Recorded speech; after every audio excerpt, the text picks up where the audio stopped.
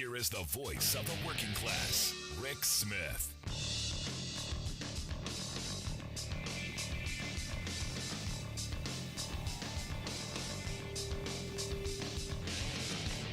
And welcome, brothers, sisters, working class heroes.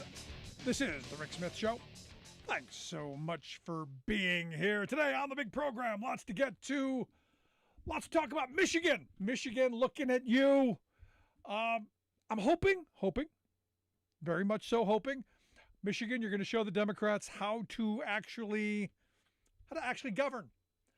Michigan is going to show us how to get it done so that in 2024, if Democrats take power again, maybe they'll have the blueprints of how to move an agenda. I'm hoping that the good folks there in Michigan who have swept into controlling all of the branches of government now use that power. Now, remember, a couple years ago, Virginia did this. They took the governor's mansion. They had the General Assembly. They had the power to do pretty much what they wanted. And I would argue, well, not so much. And it's always been my view that when you get the keys to the car, drive it. When you have the steamroller, pave the road. Simple. Give people a reason to vote for you. And this is where I keep telling my Democratic friends, push those policies we all want. Do the things working people want you to do. For instance, I got a memo of some of the things that are going to be moving in the legislation that's going to be moving in Michigan that I think will do very good things for working people. A couple of pieces of legislation that are going out. One that would enable workers to keep more of their hard-earned cash by expanding and increasing the earned income tax credit. People with kids who have jobs, because again, remember, we want people to have jobs. We want people to have children. We want them to be able to support those kids. Getting them the resources they need to help support their families. Smart idea, good policy. Something Republicans should be all in favor of. Because in fact, the earned income tax credit was, if you remember, something that came up during the Reagan years. Yeah, because we wanted those people to keep jobs, we want them to have kids. So instead of, welfare programs, we gave them a little bit of help with the job stuff. I'm in favor of that. As you know, and I take heat for this every time I say it, and I will say it again, I'm against handout programs. As a kid growing up, there was nothing worse than having to go into stores with clown money to buy food. I'm against handout programs. People want jobs. People want opportunity. They want hope for the future. So instead of welfare checks, we need paychecks. And if the private sector can't or won't create enough jobs to ensure that everyone has a job that sufficiently covers their needs and some of their wants, then the public sector has to step in and fill that void. And this is where, again, we have the ability to do this. We're the wealthiest country in the history of civilization at its wealthiest moment. We just choose not to. So again, Michigan, looking at you, and this is a good first step. Expand and give more people the opportunity to get the earned income tax credit. Good thing. Also, going to go and restore the state's prevailing wage law. That is a huge thing. And you go, well, what's the big deal about that? Why is that such a big thing? Well, one, it's going to ensure that you have a local building trade. It's going to make sure you have local construction people, local crafts people. So when you need a school or a bridge or anything, you have qualified, skilled people locally who are going to be building that stuff, and that they and their children will be going in and out of those buildings, so we know they're going to build it right with some pride, some dignity, and then you're going to have to put up with them driving by going, I built that. Also, the more important part of this, what prevailing wage laws do is they ensure that those jobs are compensated at a very good rate, with health care, with retirement, with safe conditions. And that permeates the local community. It is a good for the entire community. Those wages that those workers earn, where do you think that money goes? Goes down to Joe's hardware store or to Mary Ann's kitchen, or it goes to the local economy. and it reverberates and bangs through that local economy and creates more jobs. It is smart policy. It is good policy. You know where it doesn't go? Into the pockets of the contractors, which without prevailing wage laws, what we know happens is they cheat the workers out of wages, they cheat them out of benefits, they cheat them out of health care and retirement, and cut corners at every opportunity so that they can enrich themselves. So we got this scenario plays out time and time again. We got very wealthy handfuls and struggling everyone else. Bad policy gets us bad outcomes. Conversely, good policy, good outcomes. So good on Michigan for looking at this as well. Also, they're talking about repealing the state's no rights at work. They're going to undo the right to work bill that was rammed through like thieves in the night back. I think it was 2012 in the lame duck. Because it doesn't work. And all you have to do to know that neither of these policies work is look at West Virginia. You got a radical Trumpy governor there, Jim Justice, who came out not too long ago and said, look, we did what you wanted. We did all of it. All of it. Undid our prevailing wage, passed the no rights at work, went after workers' comp, went after, you name it, they went after it. We're going to be business friendly. And look, West Virginia's been business friendly forever. They've been raping the ground and stealing the profits for generations.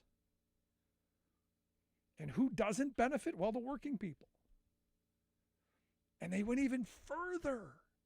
And it didn't work. Because bad policy doesn't work.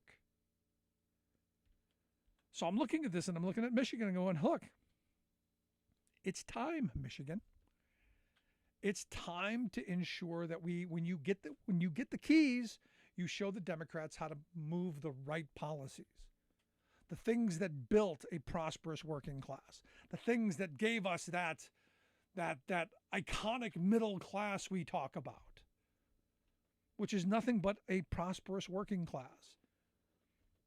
People who have hope and opportunity that tomorrow they're going to be able to buy a house. Some of the stories we've heard from people talking about union jobs, better lives. Being able to see a dentist, being able to get their own bedroom as children because the family was able to buy a house, being able to get food at the end of the month, being able to get a secondhand car, all the stories that we've heard. That's what these policies do. And for too long, we've been undoing them. And here in the near future, working on it diligently, because it came up during my interview with former Illinois Congressman Joe Walsh, that we're going to sit down and he wants to argue trickle-down economics. And look, there's nothing more than I would like to do than have a couple of beers and get into a room with Joe and not let anybody out. But more importantly, having those conversations about what kind of an economy do we want? And who are the winners and who are the losers? Because in all of the conservative supply-side voodoo Reaganomic era of trickle down, of deregulation, of bad neoliberal trade, who are the winners? Who are the losers? It's always been my premise that all of those policies are working exactly as intended. Our broken tax code, our bad trade deals, the whole no rights at work agenda working exactly as it was supposed to work. And that is the clawback wages, hours, conditions from you and me. It's about crushing the power of working people. And you go back to the last great opportunity. Because think about it. We were able to build this incredible, powerful, prosperous working class out of the Great Depression. And how did we do it? We did it through great policy. The New Deal gave us tools to be able to organize, tools to ensure that we had a floor under our feet, a safety net for our children, a safety net for our seniors, opportunity to get health care, education, all kinds of things. We took a high road policy position to make lives better. And things were going great. One income supported a family. The fabulous 50s were, listen to a MAGA person, they'll tell you, that's when America was great.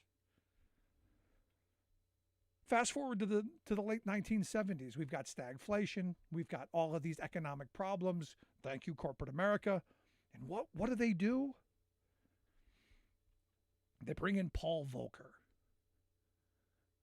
They bring in a Federal Reserve with an aggressive policy to crush inflation.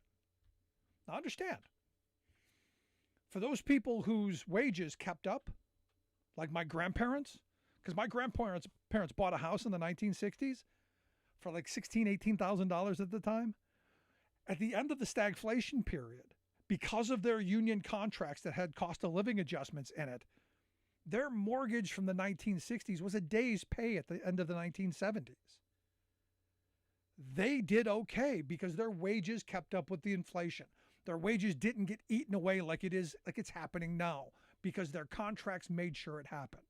So as the Federal Reserve was doing everything they could do to make work painful in this country, to cause massive unemployment, to crush the power of workers to demand better wages, hours, and conditions, some people did okay. And when the policy of our government is, hey, how do we make people's lives worse so we can enrich the wealthy? I struggle. And we're in one of these moments now, folks. You got a Federal Reserve who's admitted we're raising interest rates. We're aggressively raising interest rates.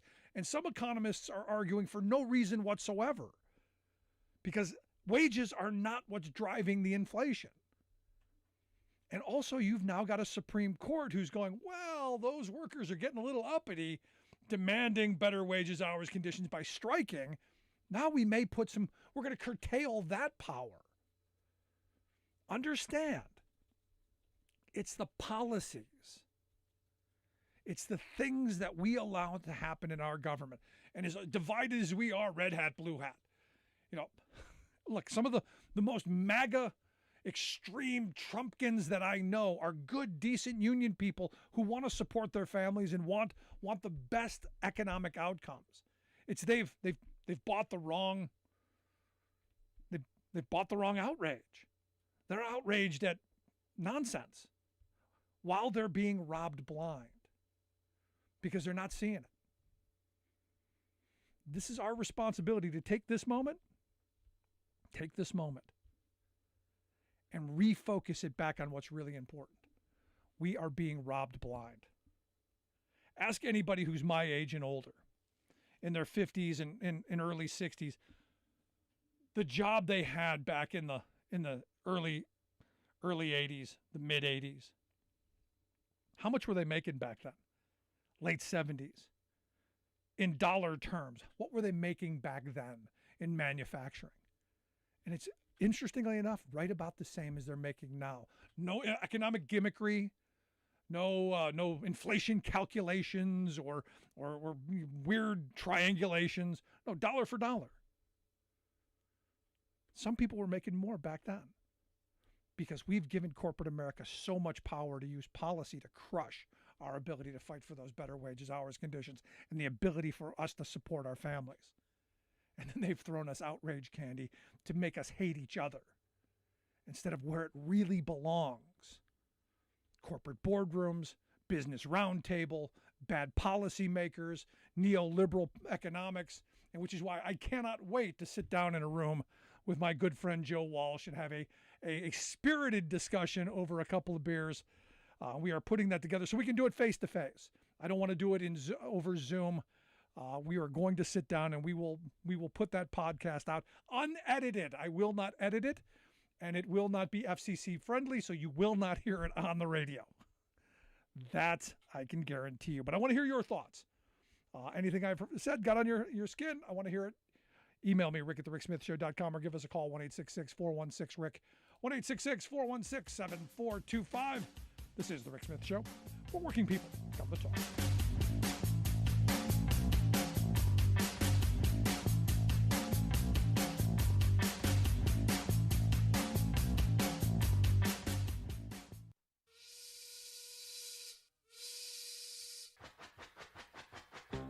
If you're a fan of the show, you've heard our labor history in 2 segments, and you can hear them on the radio pretty much anywhere in the U.S. Labor history has never been more important than it is right now. So here's what we'd like you to do. Tell a teacher. Tell a teacher that labor history is important and that they can get digestible 2-minute lessons that are absolutely free. Free to download, free to use, free to share.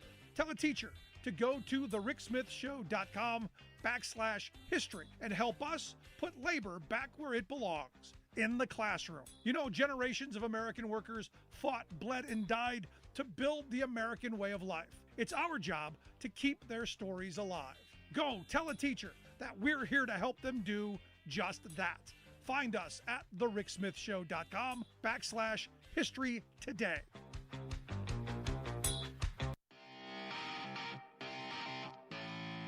Welcome back to the Rick Smith Show. Now, here is Rick Smith.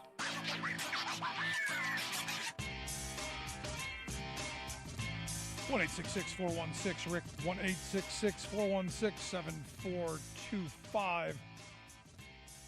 You know, when you have an economy where people have hope and opportunity, you don't see dumb things happening.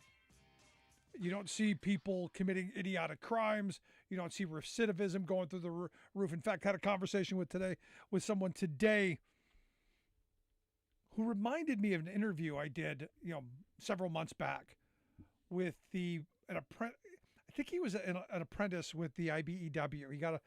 He was somebody who spent time in prison, came out of prison, did his time, paid his debt to society, ended up getting into an apprenticeship program with the electrical workers, and is now living the dream.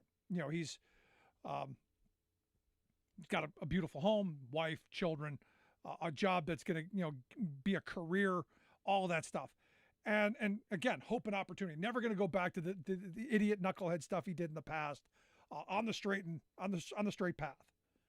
We were in Michigan during the Working Class Heroes Tour. We sat down with Dana Nessel, the Attorney General, there in Michigan, to talk about their program of getting, convicted felons when they come out of prison to get into these apprenticeship programs.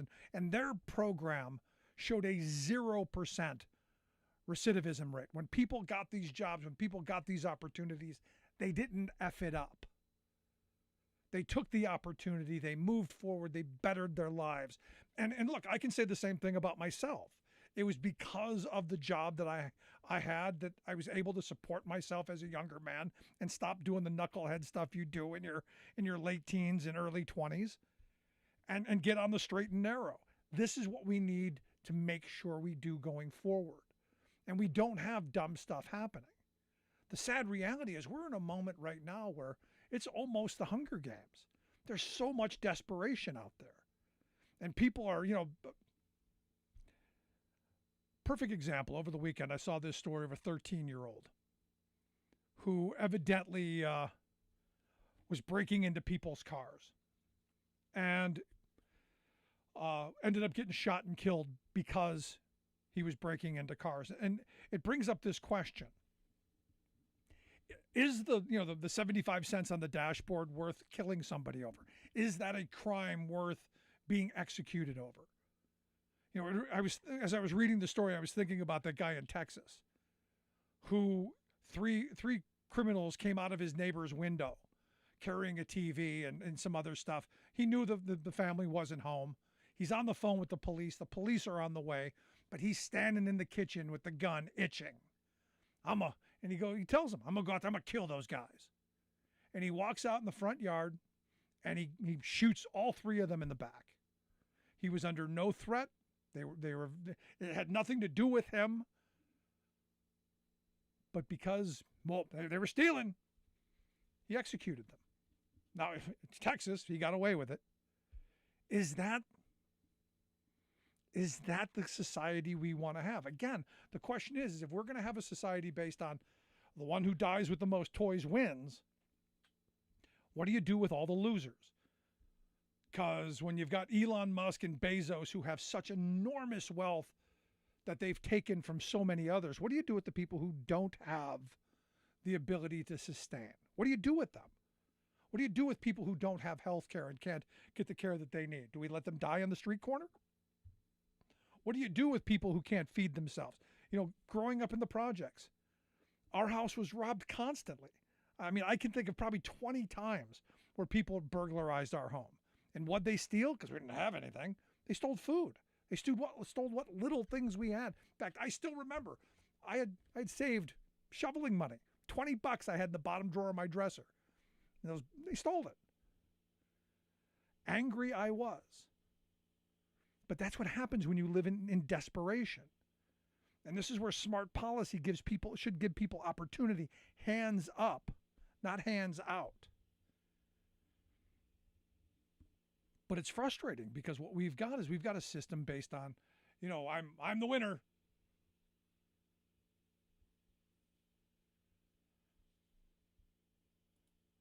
I mean, it's crazy.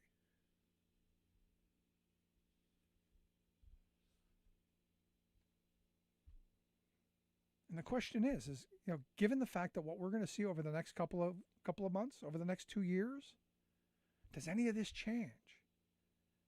Because I argue our political system is exactly where the rich and powerful want it. Broken, ineffective, divided, and having people throw up their hands and go, we can't do anything.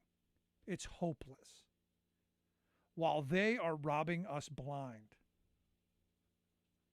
And I go back to this. When I first started working, my first real union job, in today's dollars, because I love that Bureau of Labor Statistics inflation calculator, and go back, when your first job was back in whenever, go back in there, put what your starting wage was there, and then see what it would be today. And look at how corporate America has crushed the wage structure in this country. Now they'll want you to believe, it's because of those immigrants. It's not the immigrants. It's the power that they have to keep wages suppressed. It's the power that they've been able to use we're going to threaten outsourcing. It's the power that they've had to threaten automation. It's the power that they've had to fire workers when they organize and strike. It's the power that they've had to use government over us. I keep saying, look, at the end of this, we have got to come together around an idea that we want an economy that's going to work for us. Red hat, blue hat aside. And look, we can have spirited discussions about whether people should be able to transition and live lives as whatever. We can have those spirited discussions. At the end of the day, it doesn't matter at all to me. Don't care. What I care about is every working person having the ability to support themselves and their families and to lead a dignified life. And that work is rewarded. It's respected. That to me that's the true north. All the other stuff we can fight over. And this is where the podcast episode with Joe Walsh, I'm kind of looking forward to. Because Joe and I have always had this very cordial relationship on air. Because look, we're both fighting in this world for the same thing. We both want democracy. We both want a democratic system that Republicans, his former party, working diligently to undo. We both have a view and a vision and an understanding of what our country should be. That's not the view of the current Republican leadership. So this should be an interesting thing, and when we get it out, we'll make sure everyone has an opportunity to take a listen to it. Again, I'm going to give you the explicit language warning. The FCC would not be thrilled if this is going to go up, I guarantee it. But I want to hear your thoughts. Share some. If something I said got on your nerves, I want to hear it. Email me, rick@thericksmithshow.com. Going to take a quick break. When we come back and talk about a little bit about the ingredient strike. You may remember during the Working Class Heroes Tour, we stopped on the picket line in Cedar Rapids, Iowa. We're going to get an update on day 165 on how things are going. Right back after this. I'm Rick Smith, and this is Labor History in 2. On this day in labor history, the year was 1937. That was the day the Battle of the Running Bulls occurred at GM's Fisher Plant No. 2 in Flint, Michigan. It marked the turning point in the Great Flint Sit-Down Strike. Company guards attempted to stop food deliveries to the strikers. When confronted, the guards cleared out and the food deliveries resumed. The guards, however, reported to the local police that strikers were holding them captive. The Flint police soon arrived, throwing tear gas into the picket lines and through plant windows. The sit-downers responded with plant fire hoses and slingshots loaded with door hinges. The police continued to launch tear gas at the picketers. Then the crowd pelted police with any debris they could find. It was at this point that the police began firing indiscriminately into the crowd, seriously wounding 16. Glenora Johnson of the Women's Auxiliary, speaking from the sound truck, called her women to action. She recollected in 1976, quote, that when I appealed to the women of Flint, I said, there are women down here, the mothers of children, and I beg you to come down here and stand with your husbands, your loved ones, your brothers, your sweethearts. Then I saw the first woman struggling, and I noticed when she started to break through and come down that a cop grabbed her coat, and she just kept coming. As soon as that happened, other women broke through, and the cops did not want to fire into the backs of women. When the women did that, the men came naturally, and that was the end of the battle. The Women's Auxiliary would continue to play a vital role throughout the strike.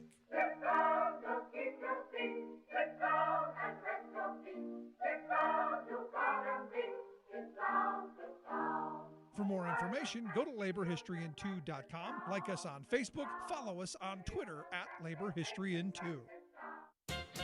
Question: how many legs does a dog have if you count the tail as a leg? Answer: 4. Calling the tail a leg doesn't make it one. Likewise, calling a small group of partisan lawyers a Supreme Court doesn't make it one. There's nothing supreme about the six-pack of far-right-wing political activists who are presently soiling our people's ideals of justice by proclaiming their own anti-democratic biases to be the law of the land. On issues of economic fairness, women's rights, racial justice, corporate supremacy, environmental protection, theocratic rule, and other fundamentals, these unelected black-robed extremists are imposing an illegitimate elitist agenda on America that the people do not want and ultimately will not tolerate. Indeed, the imperiousness of the 6 ruling judges has already caused the court's public approval rating to plummet to a mere 38%, an historic low that ranks down there with Trump and threatens to go as low as Congress. This has led to a flurry of protests by the court itself, attesting to their honesty and political impartiality. The integrity of the judiciary is in my bones, pontificated Neil Gorsuch, who now stands accused of having lied to senators to win his lifetime appointment. "We're not a bunch of partisan hacks," wailed Amy Coney Barrett, a partisan extremist jammed into the court in a partisan ploy by Trump in the last few hours of his presidency. "Judges are not politicians," protested John Roberts, who became Chief Justice because he was a rabid political lawyer who pushed the Supreme Court in 2000 to reject the rights of voters and install George Bush as president. This is Jim Hightower saying, remember, in America, the people are supreme. We don't have to accept the rule by an illegitimate court. For reform, go to fixthecourt.com.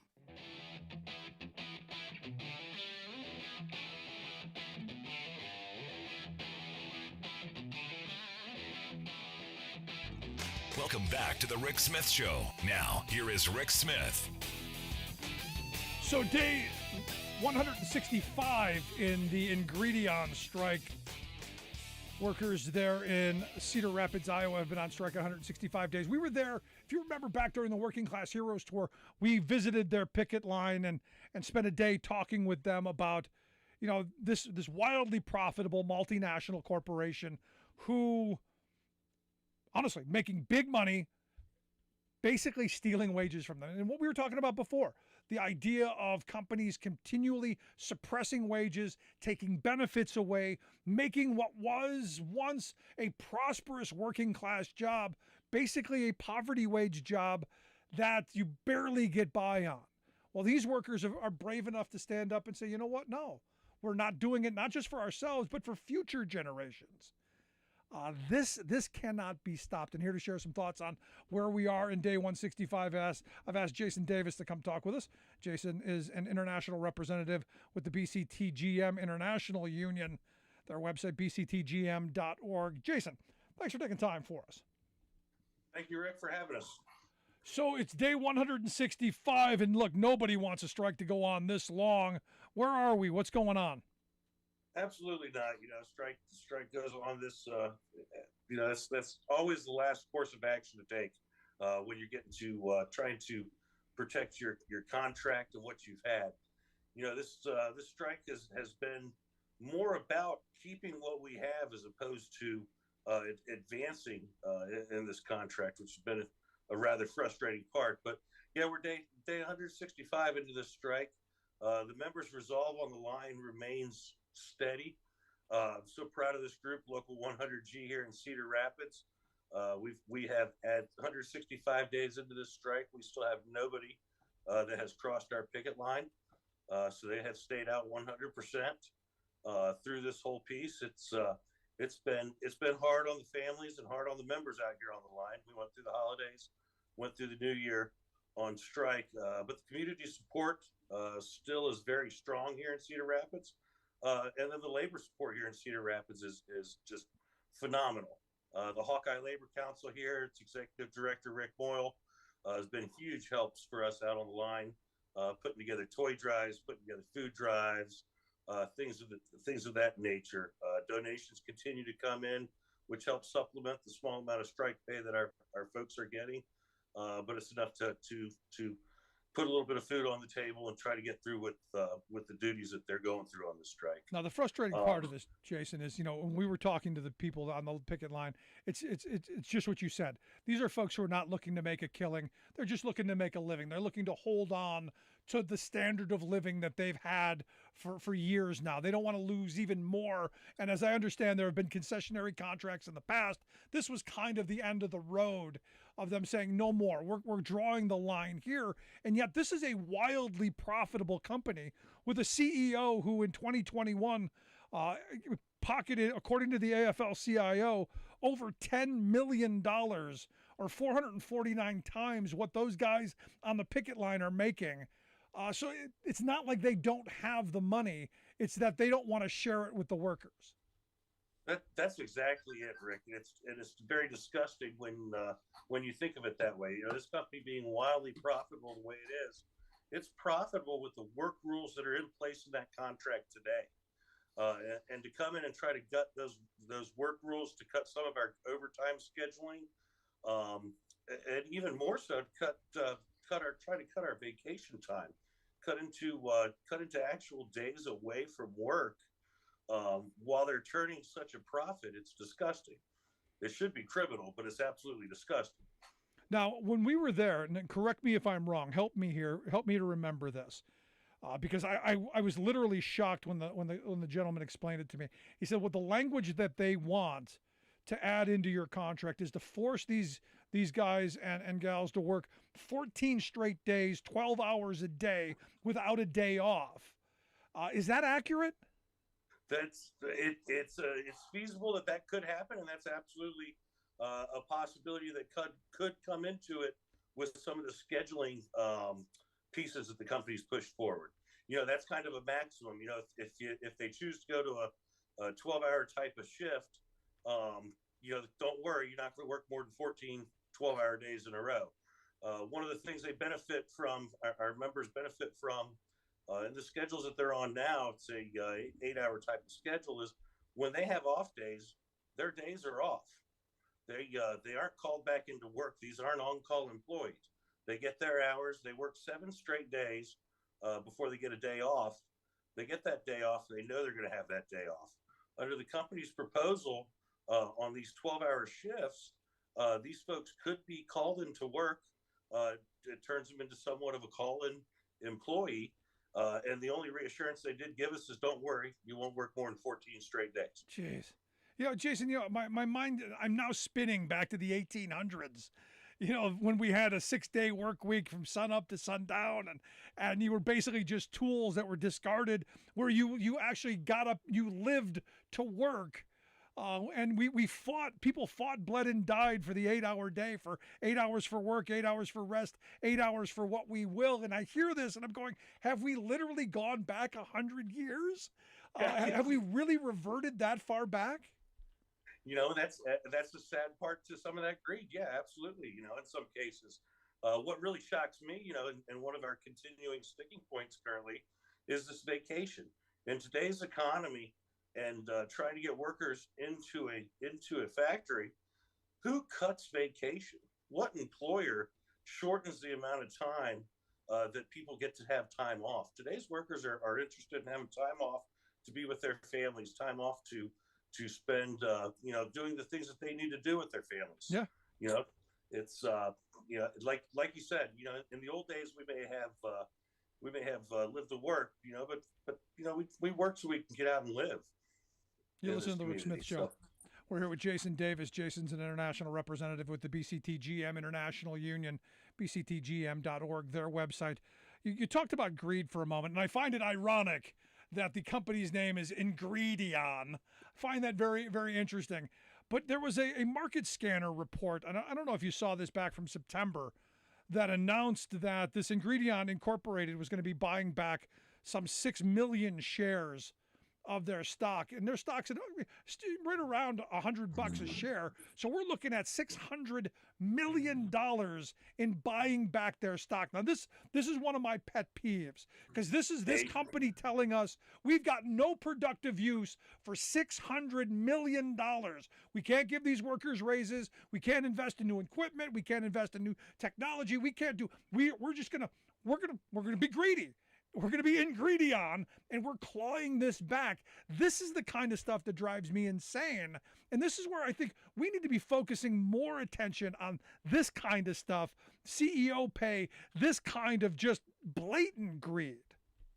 And I know I'm not saying anything new to you or your listeners. Most of these executives, their pay is directly tied to that stock price.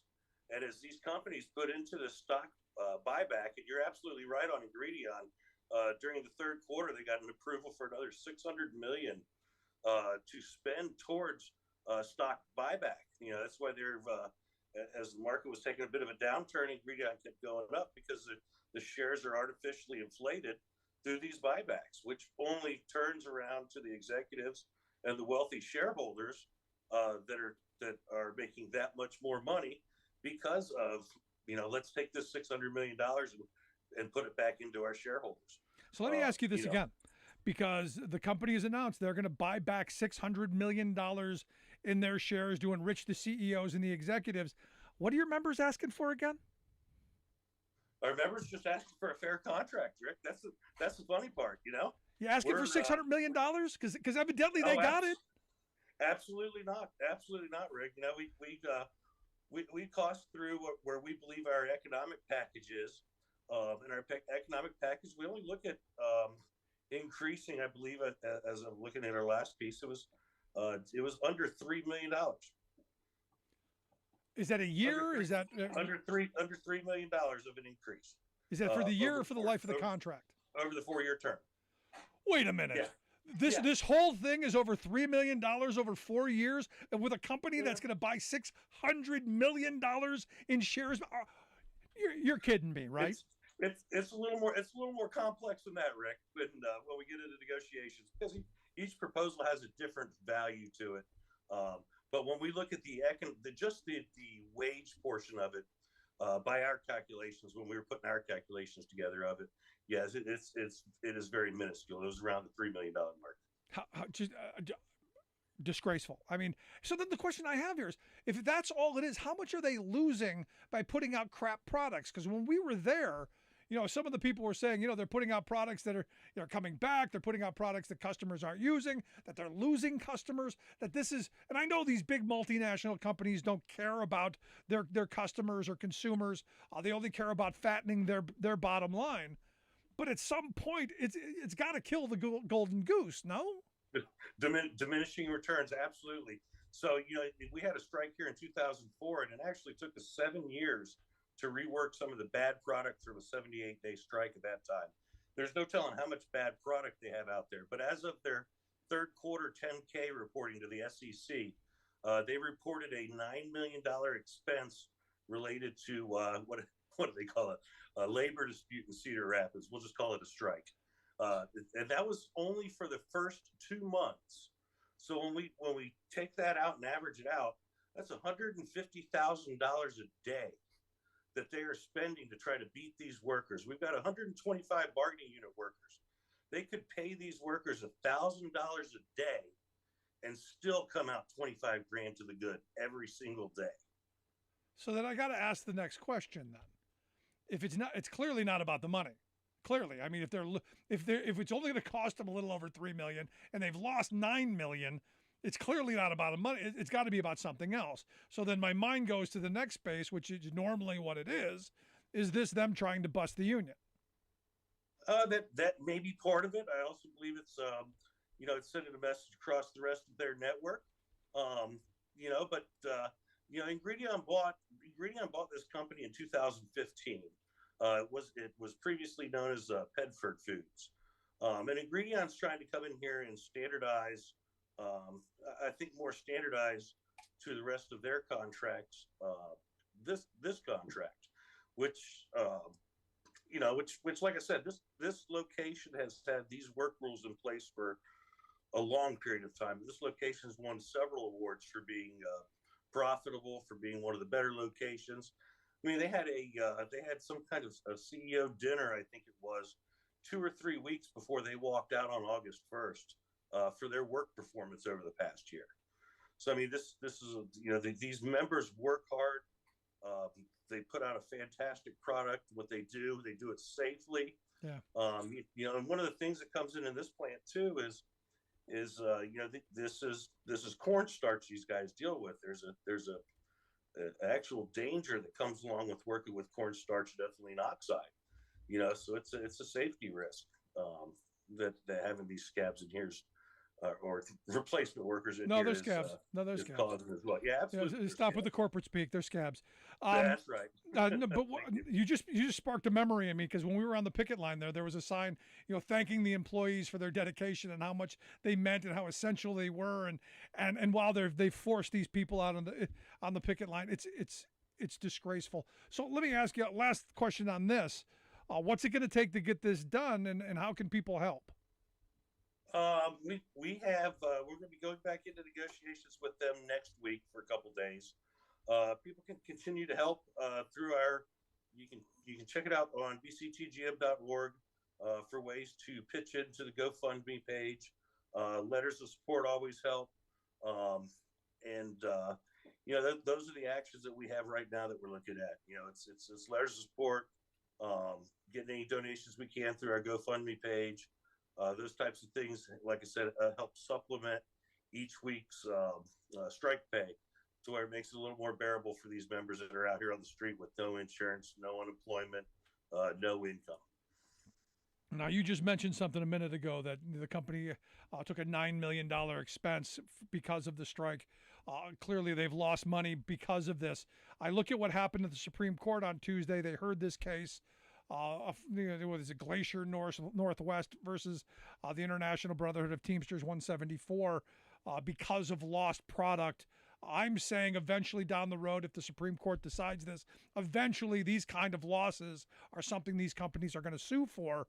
I'm curious your thoughts of what potentially could happen when this Supreme Court, and I think it's a done deal. I think they're going to make the wrong decision because this court hates working people. But I'm curious your thoughts on where this could go and what it could mean to your members. Because look, you guys have had some very successful strikes over the last year. Places like Frito-Lay and Nabisco and Kellogg, and I'm hoping here as well. But I'm curious your thoughts. It could be devastating, Rick. It's no secret that there's been a long, systemic and concerted effort to defund unions and to whether it's right to work for less, wherever it is, they're trying to defund unions, and we simply don't have the resources that a lot of these multinational corporations have when it comes towards this type of thing. But when we get into a strike, like I said, a strike's our last resort. That's what it is. It's economic pressure on both sides to try to get to a deal, and that's to me that's a fundamental right for what our workers have and our members have, is to be able to go on strike. But when you start tying in the possibility of being tied down to millions of dollars, that's going to put unions out of business, in my opinion. No, and that's the goal.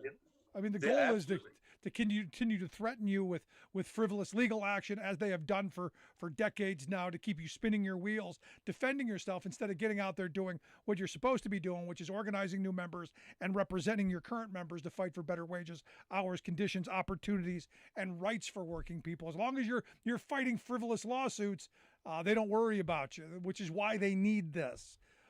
And which is why we, as working people, had better wake up to the realities politically. But Jason, I appreciate you taking time for us. I wish you and your members the best. I hope you'll come back and share some more thoughts with us. And when this is over, when you guys have won, I want to have you back again to celebrate. Absolutely. Thank you so much for having us. Thank you for helping us get our message out, Rick. Thank you. Good stuff. Thank you, Jason. Jason Davis, he is the international representative there with the BCTGM. The international union there, bctgm.org, the website. We'll get links out on social media. I want to hear your thoughts. Going to take a quick break, wrap this up on the other side. Stick around. You'll listen to The Rick Smith Show. We're working people. Come to talk.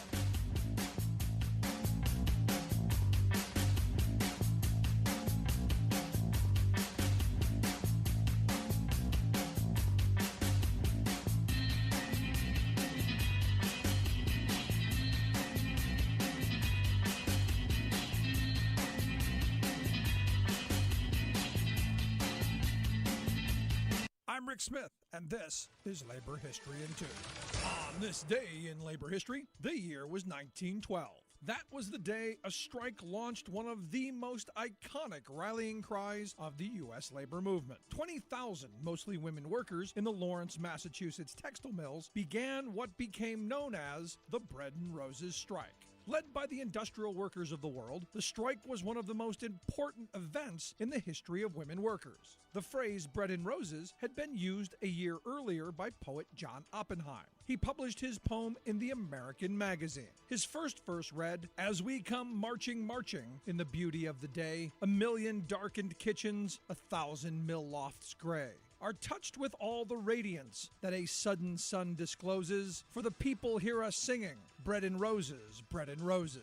The second stanza continued, "As we come marching, marching, unnumbered women dead, go crying through our singing, their ancient cry for bread. Small art and love and beauty, their drudging spirits knew. Yes, it is bread we fight for, but we fight for roses too." The poem described a call by workers not just for bread or better wages for the basic needs of life, it also called for roses, a life that could include time for beauty and meaning. In 1976, Mimi Farina, the sister of Joan Baez, put the lyrics to music. In 2000, a filmmaker used the title Bread and Roses for his story of unionization efforts of Mexican workers in Los Angeles. And for the past century, the image of bread and roses has continued to capture the imagination of working people standing up for their rights. As we come marching, marching, we bring the greater days. For the rising of the women means the Like what you hear? Check out more at laborhistoryin2.com. You're listening to The Rick Smith Show, where working people come to talk. My mind is stuck. My mind is stuck in the economic portion of that contract, $3 million over 4 years, and yet in the first couple of months they lost $9 million. This is a company, this Ingredion, a company that's going to buy $600 million in their stock back, and yet, hey, we can't do it. Can't possibly do it. This is why I keep coming back to, our politics are so badly broken. Our tax code, incredibly broken. The incentives in this country so screwed up. And why, again, I come back to the good socialist president, Dwight David Eisenhower.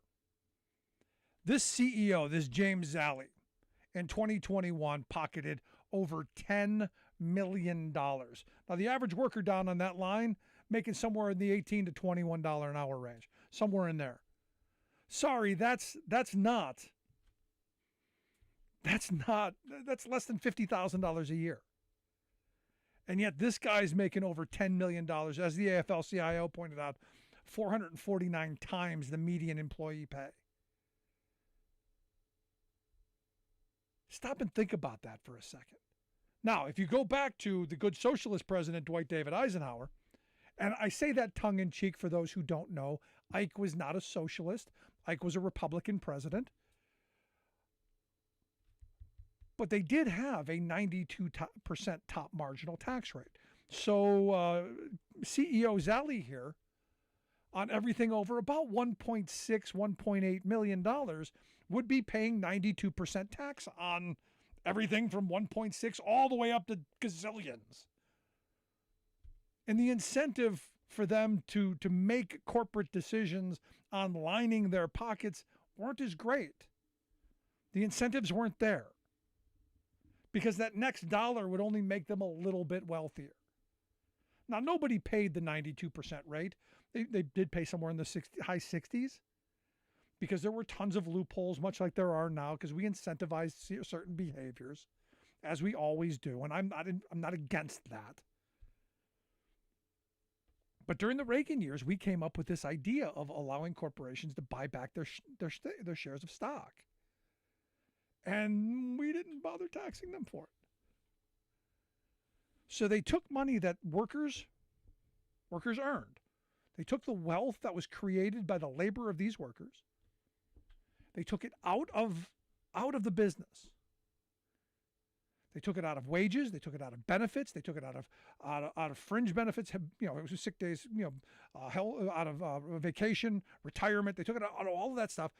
They hoarded it into the coffer, and then they pumped up their share price by buying back these stocks. Why? So they could line their own pockets. And I had someone the other day, because I said, why don't we talk about stock buybacks as a way of dealing with price increases? Because these corporations are choosing to increase prices because they can, so that they can fatten the bottom line, so that they have more revenue coming in, so they can do more stock buybacks. And they're like, well, how does that work? It works just like I said. The more revenue they bring in, the more opportunity it is for them to buy back their shares, to pump up the share price of the stock, because most CEOs are tied to the price of the stock being their pay. An incentive, I don't know that is all that smart. But if we go back to the good socialist president Dwight Eisenhower, that $10 million isn't going into his pocket. And we take that money and we invest it in things that we need.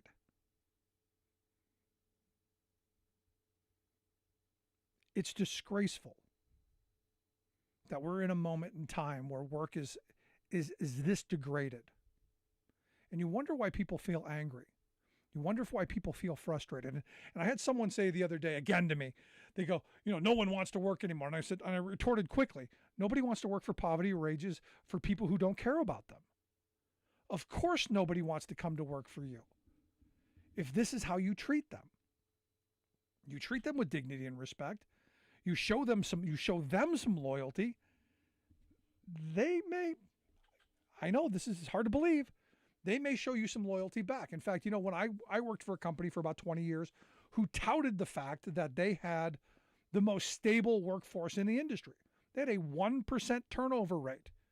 And in the trucking industry, that's remarkable. 1% turnover rate. And that 1% was usually not by choice, because they paid really good wages, had the best health care benefits, had incredible retirement security, good working conditions for the industry. Let's not get carried away. That's why people didn't leave. But now that job, it's not there anymore. And their turnover rate is through the roof.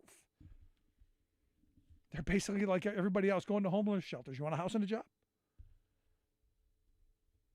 Something wrong, folks. Something wrong. Want to hear your thoughts? Email me, rick@thericksmithshow.com. You got a story? I want to hear it. rick@thericksmithshow.com. Also, if you miss any portion of the program, make sure you grab the podcast. Wherever you find your podcast, you will find ours, from iTunes to iHeart, Stitcher to Podbean, and everywhere in between.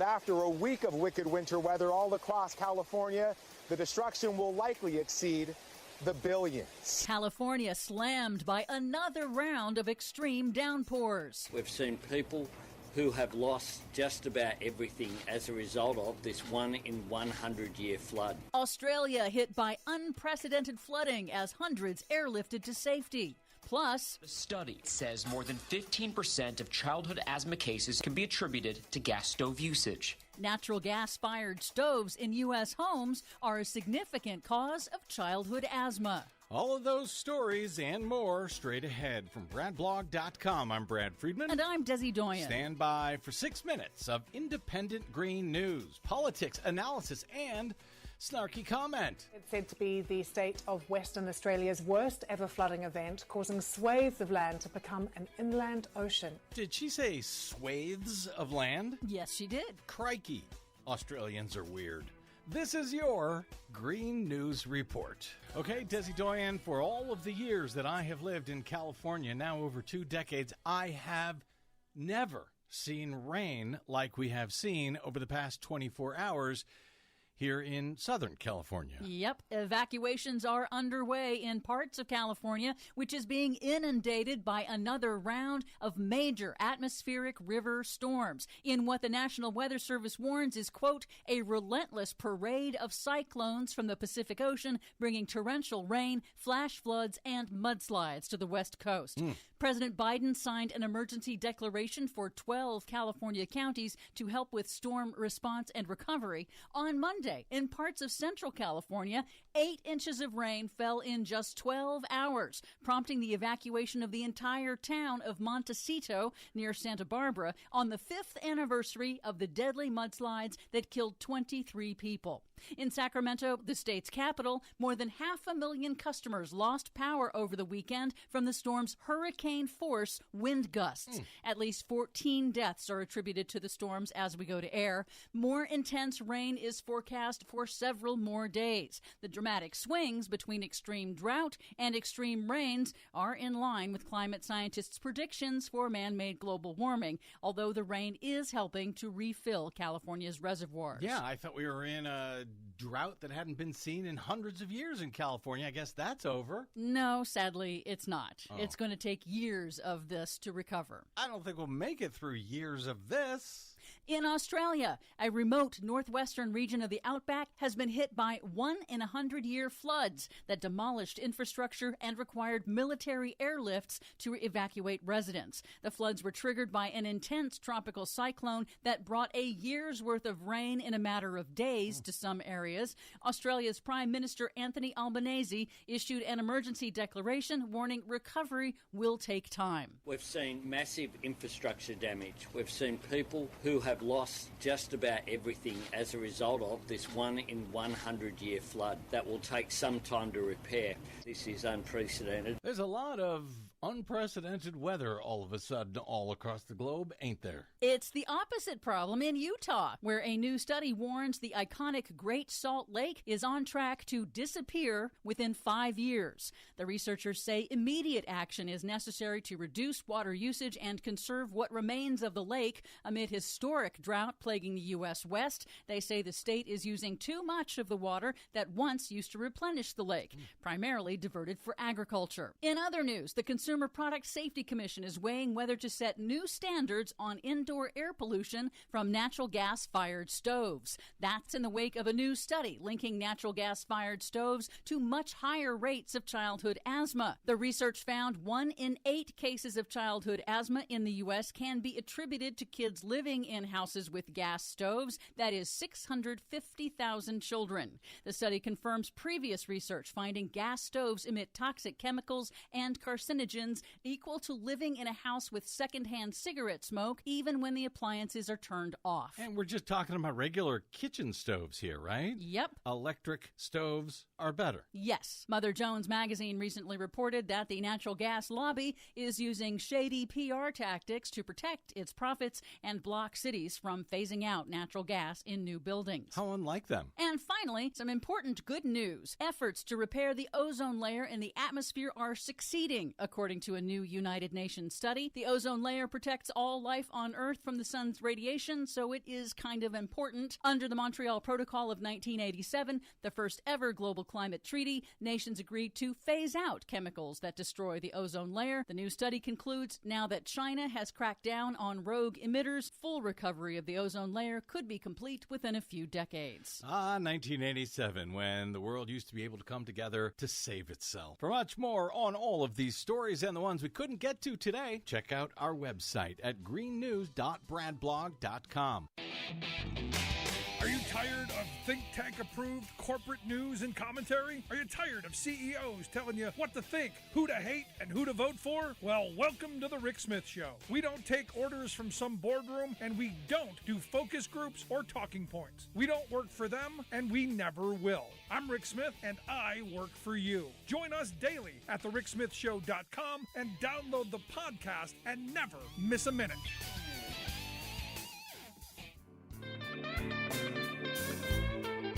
Welcome back to the Rick Smith Show. Now, here is Rick Smith.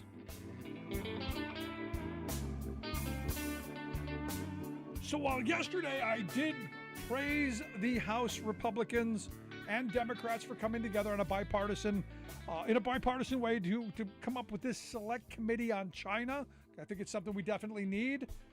Maybe undo some of the horrible policies that have lost millions of manufacturing jobs and screwed over the working class of this country for a variety of ways and means. I gave him some credit there. Well, the Republicans then undid all of that goodwill by coming up with this select subcommittee on the weaponization of the federal government. And you know Jim Jordan is going to be the head carnival barker, and we're going to get such fun and entertainment out of this. It's going to be like talk radio in Congress. I'm actually looking forward to it, to be honest with you. I want to see just how far, to use a Happy Days analogy, just how far they jump the shark. And here to share some thoughts on how far this goes, how deep we go into the depths of idiocy, I've asked our good friend Carolyn Fiddler to come talk with us. Carolyn is the political editorial director over at Courier Newsroom, couriernewsroom.com, the website. Carolyn, thanks for taking time for us. Hey, I'm really glad to be here. And all I want to know is if Jim Jordan's ever going to find his suit jacket. Where's the committee on that? Yes, where's the committee on the suit jacket? Actually, where's the committee on where was he during all of the gym time that all of the bad things were going on? Again, I always find it interesting that people are looking for all of these things when they've got all those things in their past. Yeah. So what do you make of this? I don't know. What do you make of this subcommittee on select subcommittee on the weaponization of government? We're gonna find out what size underwear Hunter Biden wears. Inquiring minds want to know, right? No one wants to know that. No one actually wants to know that. And more importantly, no one cares because it doesn't actually help a single American human. Like, it benefits nobody. No, I mean, but it's going to be this kind of outrage candy committee. I mean, like I said a minute ago, it's talk radio in Congress.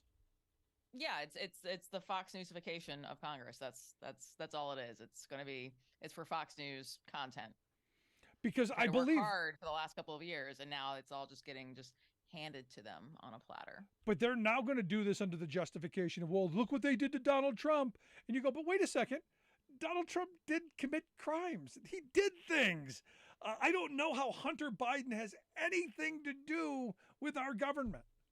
I mean, like, has he ever held elected office? Not that I know of. I'm not saying he never has, but he certainly doesn't now. And also, yeah, when the other guy was president and did a lot of actual crimes. No, this is one of those things where I had someone go, well, don't you care that Joe Biden may have done something for him? I go, every politician, it's called nepotism. Every kid, I'll go back to when I was a kid. Billy Carter was selling Billy beer off of the fact that his brother was president. This happens. It didn't mean that Jimmy Carter was out there hawking beer or using the federal government to sell the beer. And if you can't draw me a straight line from Joe Biden calling up the Ukrainian government going, hey, my kid needs a job and I'm not sending you weapons until you get him a job, then it doesn't mean anything to me. Yeah, and Republicans had no problem with nepotism when Trump was in the White House and had his daughter as senior advisor. Jared Kushner was something. Yeah. Sure, his kids were getting paid. I can't even. Where's the select committee on the $2 billion from the Saudis that went to Jared Kushner? And where's the select committee and all that money that went to George Santos? George Santos. But here, Are you surprised that a character like that, climbs up through the ranks of the Republican Party after you've had a president who's lied, 20, 30, 40,000 times? I mean, when you put it like that, I guess not. But at the same time, also yes, because nothing about what he said about himself seems to have been true, other than that he is a human being who is alive. I don't know sure? what else. Are we sure he's not an AI? Is correct. Yeah, I guess he could be an android. I don't know. But here's the thing, and I look at this select committee, and the potential hearings we're going to have to live through, because Jordan was instrumental in that Benghazi hearing that went on for literally ever. Yeah. And I expect we're going to get a lot about the southern border. I suspect we're going to get a lot about what's going on in Afghanistan. I suspect Fauci is going to be front and center a lot. Oh God, right. I suspect Merrick Garland. I suspect they're going to go after the Justice Department, who has literally done nothing. I suspect they're going to go after them too. Oh yeah, they're going to go after them, and by extension, the FBI. Yeah, they're mad at everybody and just want to sit around and be mad as loudly as possible for Fox News. Now, is this going to be helpful? How do you see as the editorial director there? Because I look at where I'm sitting in this chair, all of this insanity, all of this lunacy is going to be fertile ground for content. As political editorial director there at Courier Newsroom, how do you see this playing out for you guys? I mean, what's the quote? A bunch of sound and fury signifying nothing. This doesn't do anything to help normal, everyday, middle class, hardworking Americans. None of this impacts their lives. And I feel very fortunate that I work for a news organization where we deliver news to our audience that not just horse race, not just BS that happens in DC. We deliver to them news that they need to improve their lives. We deliver news that they need to be informed citizens and informed voters. Jim Jordan's nonsense hearing doesn't meet that bar. So you're talking about boring news then. None of that stuff that that stuff I'm going to look at. I'm not going to click on because inquiring minds want to know. How big is it? Never mind.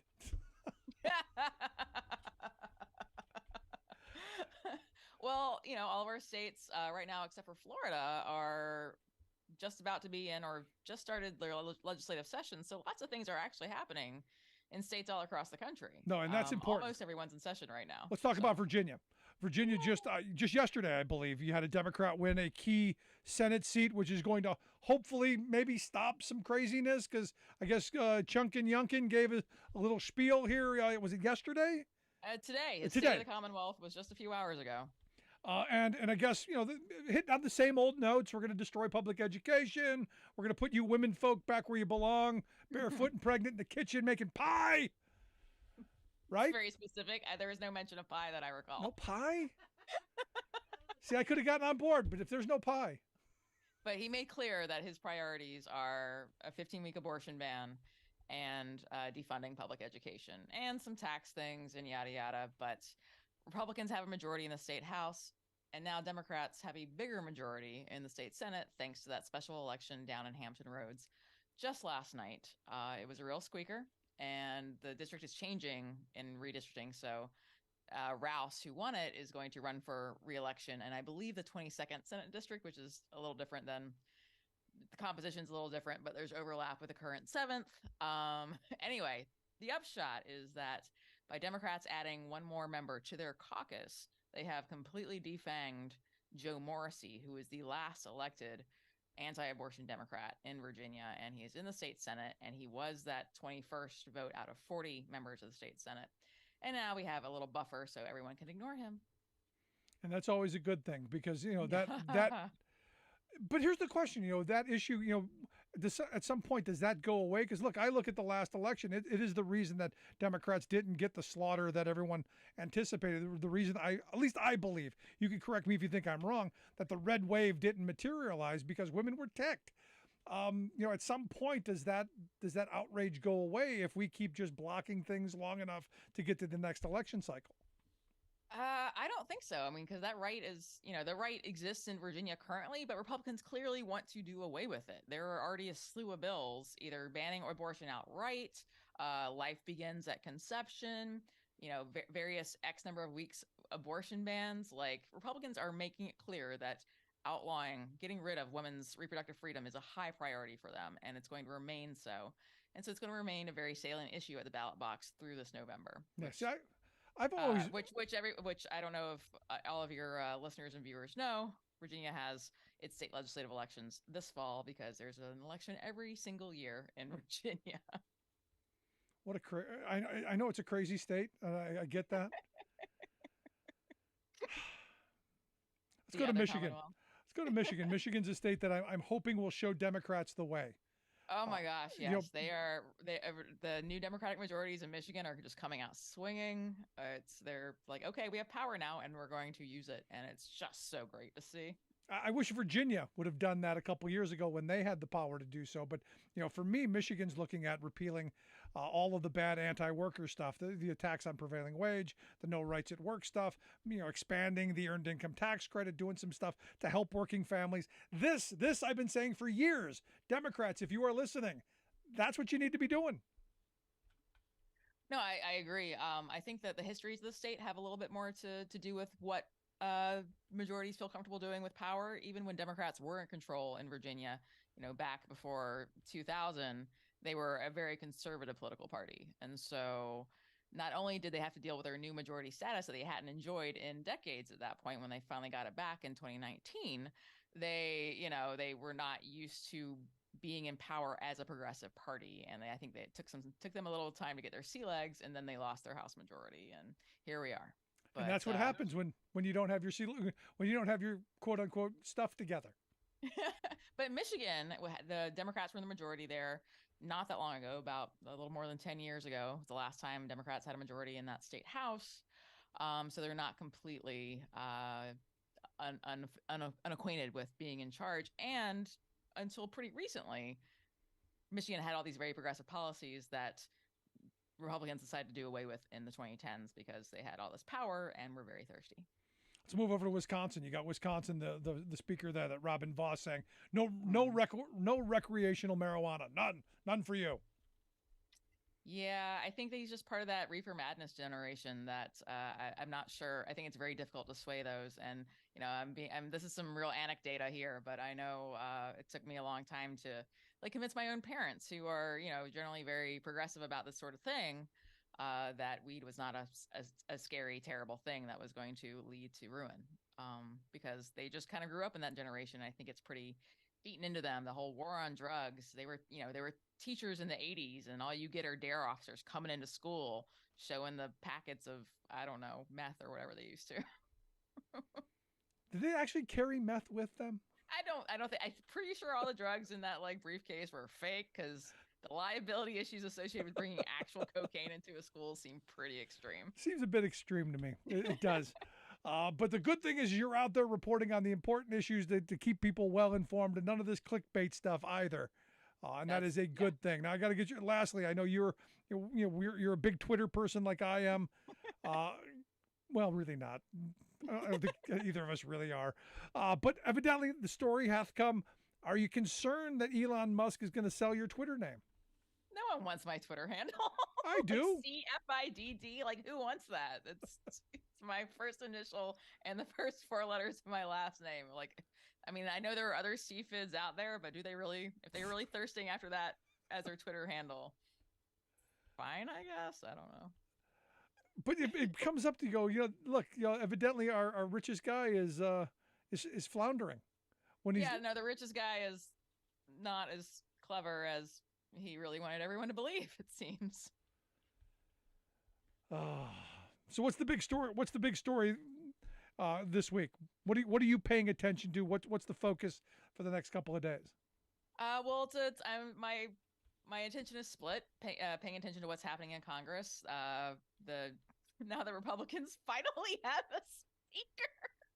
Sorry. For how long? Are you taking? Oh, not long. You taking bets on how long that is? 3 months. 3 months? Sorry. You going 3 months? I'm going 3 months. I think there's going to be a lot of tap dancing, a lot of attempts to show unity, but I think, that's going to wear off pretty quickly, and people are going to be mad about not getting what they thought they were promised in this secret deal to give him the speakership. And, Matt Gaetz is going to lie low for a while, but then he's going to pop up and be like, hey, let's get rid of the speaker. And it's going to be super fun for Democrats. No, look, I'm glad Democrats played it the way they did. Stay out of it. Don't bail them out. Don't come up with a consensus person to try and help. Don't be helpful. Let them. No, they did exactly what they needed to do. But yeah, so Republicans are having all these show votes, outlawing abortion. Just they're revealing their values right now to the American people. So focusing on that and making sure that folks know that what Republicans in Congress are standing for and standing against. And what they're standing against are everyday working Americans because they're not doing a single thing to try and help them. Yep. No, I'm with you. Carolyn, I appreciate the time as always. Thank you so much. Keep up the great work there at Courier Newsroom. I'll look forward to having you back again real soon. Thank you. Our good friend Carolyn Fiddler, the political editorial director there, couriernewsroom.com, the website. We'll get links out on social media. Hi, you can take a look at that. Going to take a quick break. Right back, 1-866-416-RICK. 1-866-416-7425. This is The Rick Smith Show. Working people, come to talk.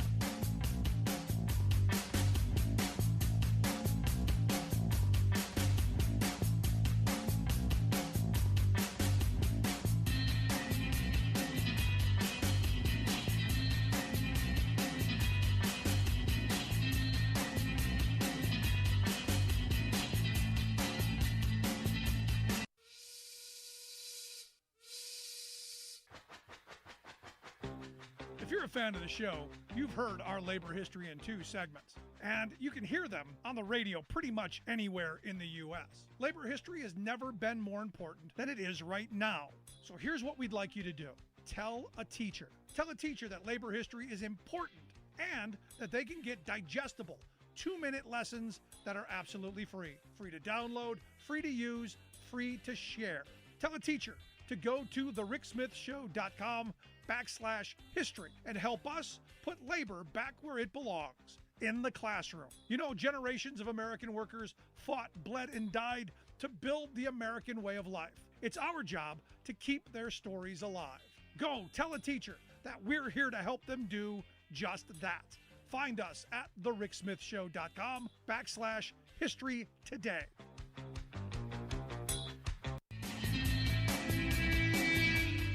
Welcome back to the Rick Smith Show. Now, here is Rick Smith. I remember the first time I said that Republicans want to take away contraceptive rights. It was probably about 12 years ago. And I got a lot of pushback. No, we just care about abortion. We just care about the unborn babies. We love babies. And who doesn't? I love babies too. And look, the reality is, I want people to want to have children and to be able to love them and take care of them and give them opportunities. And I want policies that are going to move in that direction. And I've always found it remarkable that the people who would spend their entire days, marching around in the streets, saying, no, we can't have abortion, are the ones who are going to fight against having a social safety net to make sure that they don't fund anything to take care of those kids. But it turns out Alabama's looking into prosecuting women who take the morning after pill. They're going to be using a law designed to protect children from meth lab fumes to get around the gymnastics to get to this. But they're talking about being able to prosecute women who take the morning after pill. And get ready for your local this summer's activities, because those crazy people who were marching out in front of the abortion clinics, not going to have to do that anymore. They're going to your local CVS and Walgreens. You know why? They're going to try and stop CVS and Walgreens from selling the morning after pills. Again, it's about the contraception. It's that simple. Let's quick go to the phone lines. We got Eric on line 1. Eric, how are we doing today? Eric, what's on your mind? I think we lost Eric. All right, Eric, you there? Oh, can you hear me? Yes, sir. How you doing? Oh, doing great. No, excellent show. Just wanted to add to to the discussion, what you were saying, how, again, Republicans don't care. Well, let's start pointing out, because the time is right, the time has come to start pointing out simple realities that everyday working people see and connecting some dots, meaning, you know what, yeah, Republicans don't care about the working, the working class. When was the last time you've heard a Republican advocate for, let's say, a 30-hour work week? Or how about a 4-day work week? Or more vacation time? Why aren't they one-upping the union negotiations, saying, you know what, 3 weeks vacation, that's too damn little. We need to give them 6 or 8. When was the last time that happened? Never. None. Also, they love, again, it's fine to keep a single-parent household. Well, then why don't you pay him enough money? So when he works as a manager at McDonald's, why can't he support himself and his family so then, they can put the roof over their head and food on the table, enough to get maybe, enough for a rainy day and have a good time? When was the last time that happened? None. That's how you know they don't care. Why do we always get shafted with these tax bills? We see Trump's tax returns now. Did it hurt him at all? He still seems to be rich. A lot of these guys still seem to be rich. Yet who are the ones, financing this party? Us. We're doing it through our taxes. We're doing it through our, the price gouging, and none of them care. Notice how they've stopped talking about food prices and gas prices. I love this guy. I love you, man. And that's I just wanted to share that. So you keep up the good work, man. Good stuff, Eric. I appreciate it, man. No, seriously, this is he's spot on. And I say this all the time. Republicans hate working people. Just look at their policies. And in fact, when was the last time the Republicans came up with an idea for a 30-hour work week or more sick days? He's right. Never. Never. These are the people who want to bring back child labor. Remember Newt Gingrich when he ran for president? What did he say? We're going to get rid of those union janitors and get the kids to do the work. Remember that? This is who they are. And for me, the sad reality is we keep falling into this hole. Eric is spot on right. And we need more understanding of just how bad we've been getting screwed over by a system that doesn't care about working people. And look, to be honest, the Democrats haven't always been my best friend either. It's our job to push them. And I keep telling my Republican friends, I want Republicans who care about working people just as much as I want Democrats to care about working people. The difference is I actually believe the Democrats do care because they do put forth policies to increase the minimum wage, to make sure that we do the right thing on overtime. The fact during the Obama years, they wanted to increase the threshold, the minimum wage to overtime exemption up to $47,000, a meager $47,000, and the Republicans lost their freaking minds. Sued, it never happened. Trump comes in, they dropped it down to somewhere in the 35 range, which means if you're working at the fast food place, you're working at a grocery store, you're working at a retail store, if you're making $35,000 a year, they can work you 100 hours a week. Historically, that number has been somewhere in the 50, 60 range, which is where it should be to get an overtime exemption. We should be demanding that, that 40-hour work week should be sacrosanct. Maybe we should be talking about a 30-hour work week. Especially as AI comes online, we should be talking about how we improve lives, how things get better. But not when we got the kind of division and destruction that's going on in the House right now. No, none whatsoever. We still got companies, we're going to buy back all our shares so we can screw workers out of wages. Thank you, Eric. I appreciate it. Gets me started down that path of anger because we continually get this stuff shoved down our throats. And it's going to take us waking up. It's going to take us putting down our red hats and our blue hats and putting on a hard hat and standing together and fighting for working class values. Just my view. I want to hear yours, though.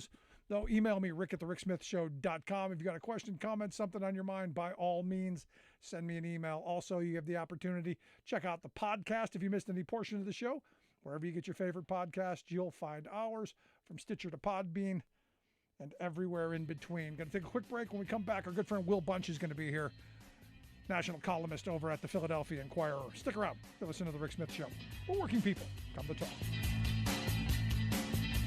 I'm Rick Smith, and this is Labor. I'm Rick Smith, and this is Labor History in 2.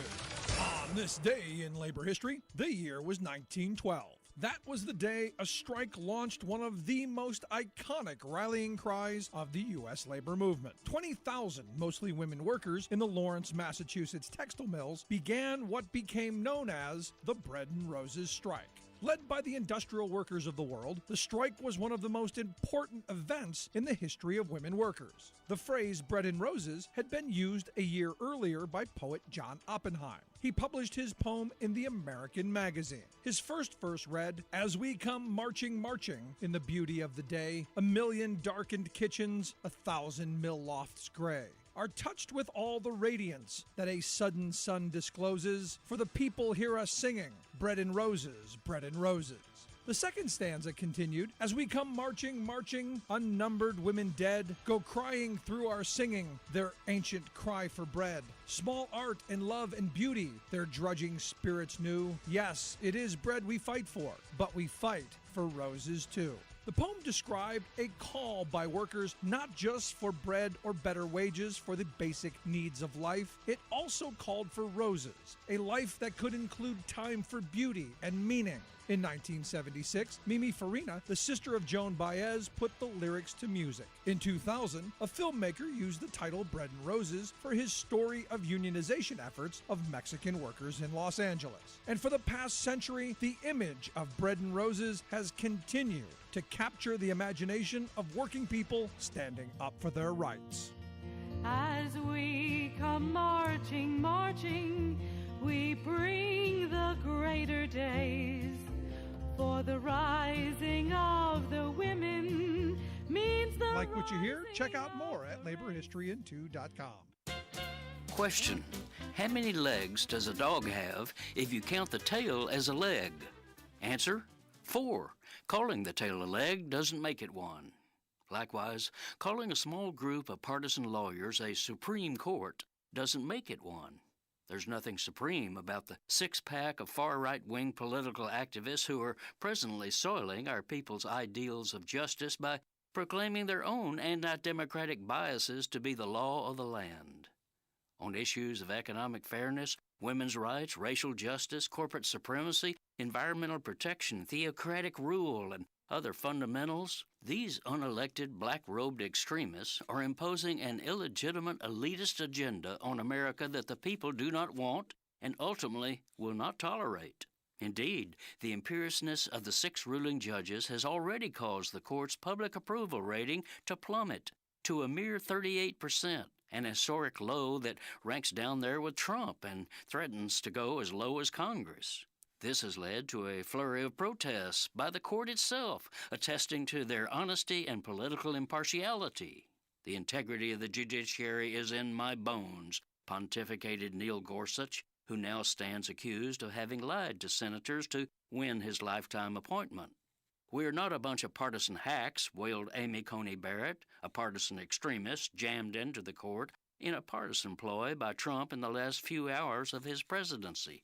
"Judges are not politicians," protested John Roberts, who became Chief Justice because he was a rabid political lawyer who pushed the Supreme Court in 2000 to reject the rights of voters and install George Bush as president.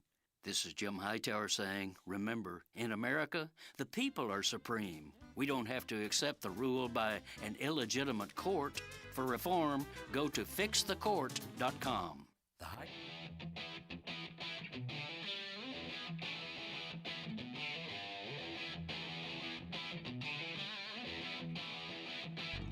Welcome back to the Rick Smith Show. Now, here is Rick Smith.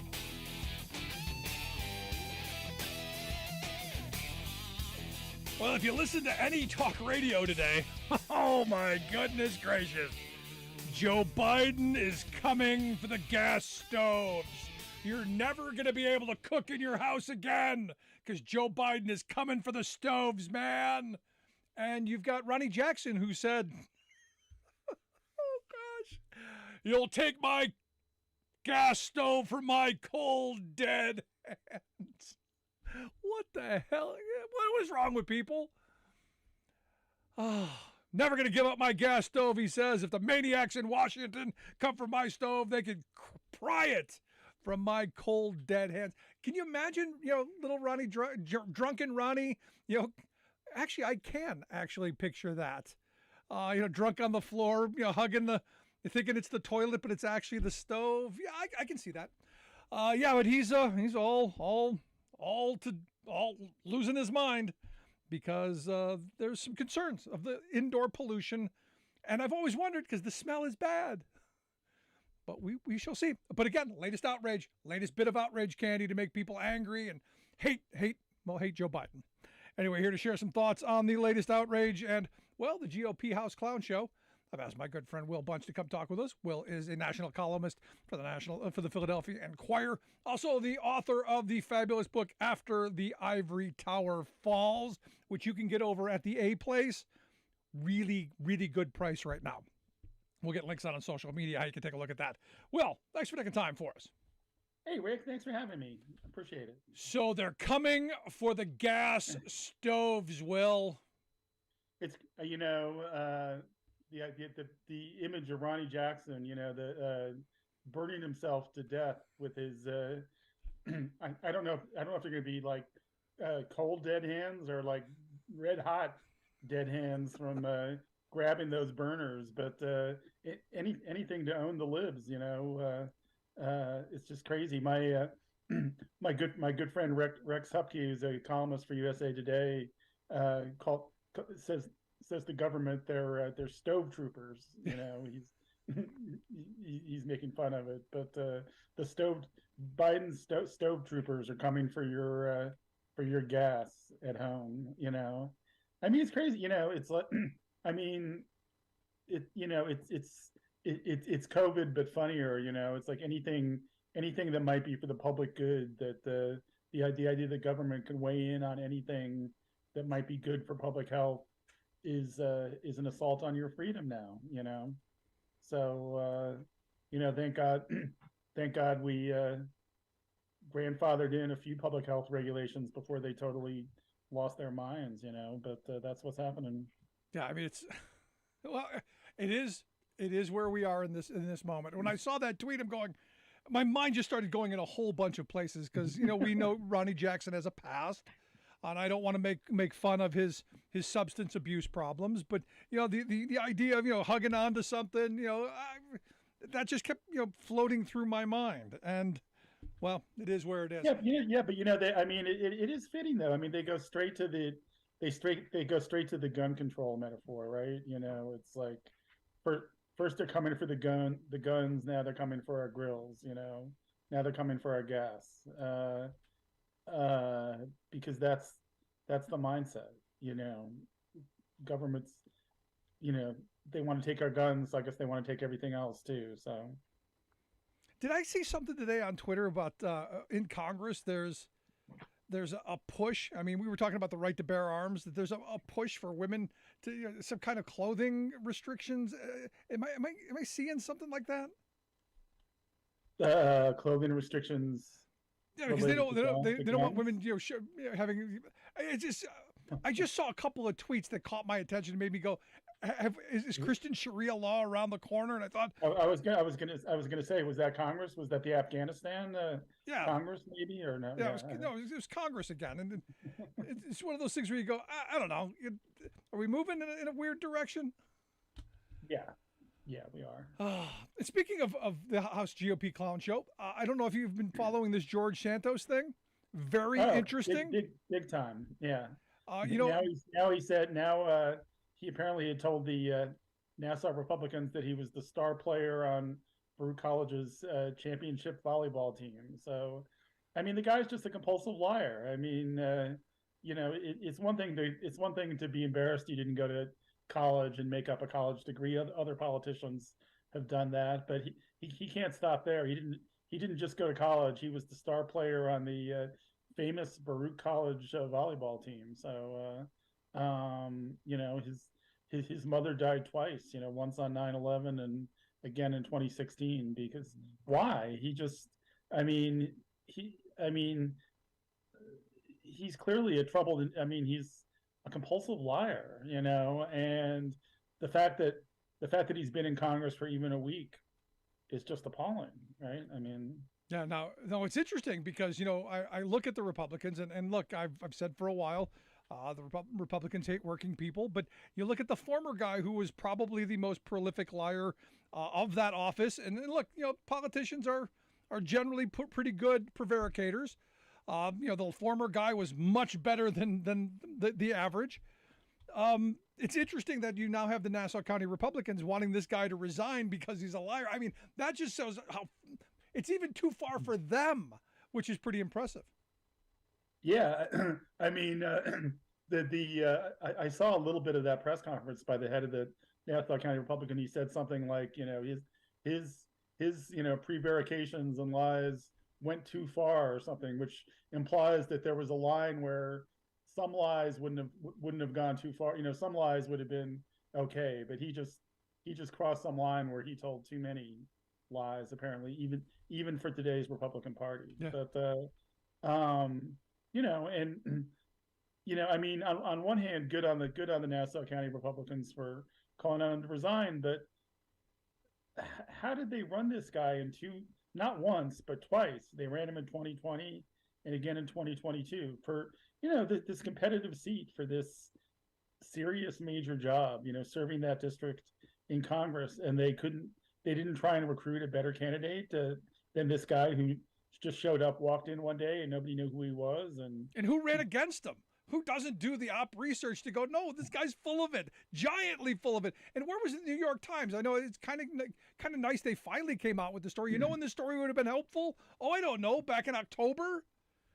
Yeah, if you know the lay of the land. See, I worked on Long Island, and I worked for, the district is half in Santos's district is half in Long Island and half in Queens, Queens is New York City. The New York Times, not that the New York Times takes Queens very seriously, but the other half of the district, Nassau County, Long Island, has a local hometown newspaper, Newsday, which in its heyday, which was when I worked there in the 1980s, was huge in terms of staff. They had a huge budget.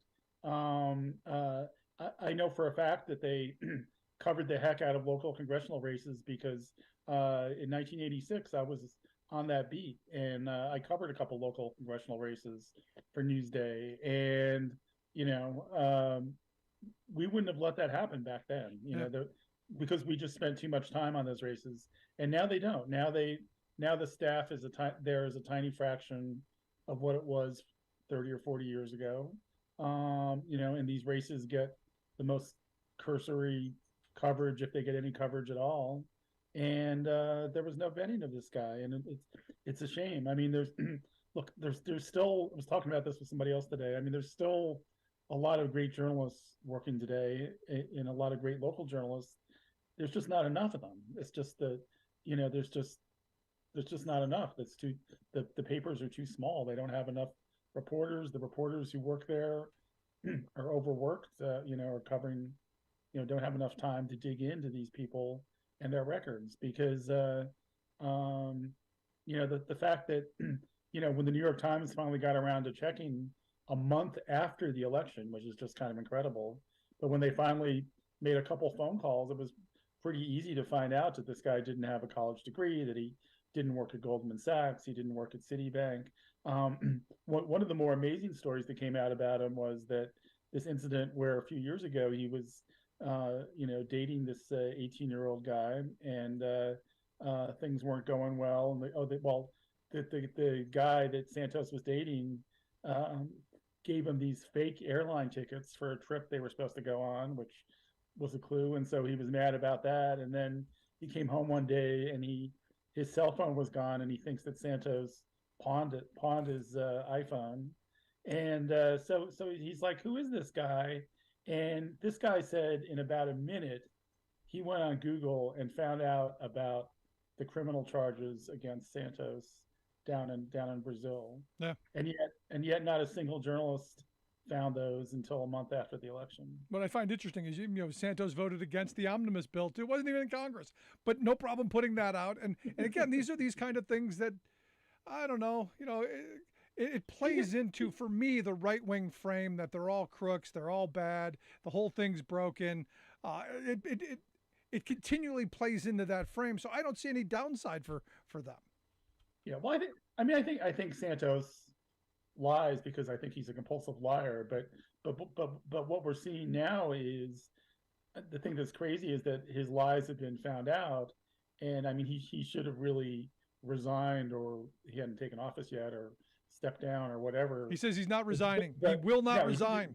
Right, he will not resign. But I mean, it should have happened the day that first New York Times story came out. Should have been the end of his career, but it wasn't. And like he said, because we just had 4 years of Donald Trump, who was documented, lied or fibbed or told false statements over 30,000 times, according to the Washington Post when he was president. And the consequence of those 30,000 lies was nothing. I mean, he may, it's kind of hard to figure out the polls, but he may still be the front runner for the 2024 Republican nomination after telling 30,000 lies from the Oval Office, and I guess you wouldn't call this a lie, but I mean, that whole Access Hollywood tape came out, and he was still elected president 3 weeks later.